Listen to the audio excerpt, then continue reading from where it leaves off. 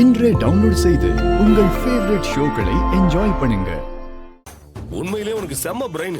எதிரிய பழி வாங்கணும்னு முடிவு எடுத்துட்டா நம்ம மூளை எப்பவுமே அத பத்தியே யோசிச்சுட்டு இருக்கணும். நாம தூங்குனாலும் நம்ம புத்தி தூங்காம திரும்ப திரும்ப அத பத்தியே தான் சிந்தனை பண்ணிட்டு இருக்கோம். உங்களை அந்த டிரைவர் பையன் முறவாசல் பண்ண வச்சு அசிங்கப்படுத்தினால அந்த அவமானத்தை இன்னும் என்னால தாங்க முடியலங்க. அவனை எப்படியாவது பழி வாங்கி தீரணும்னு முடிவு எடுத்துட்டேன். அப்பதான் அந்த கோயில் மேட்டர்ல இப்படி ஒரு பிரச்சனை இருக்குன்னு கண்டுபிடிச்சேன்.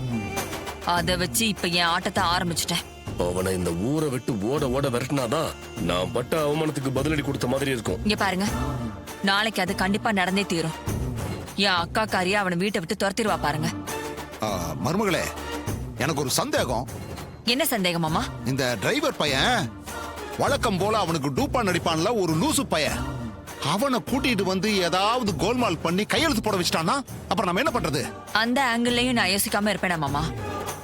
அந்த லூசு பையன் நாளைக்கு வந்தா அவனை வர வழியிலேயே மடக்கி இங்க வர விடாம செய்யணும். அப்ப அந்த டிரைவர் பயலால எந்த தில்லுமுள்ளு வேலையும் பண்ண முடியாம போயிடும்ல.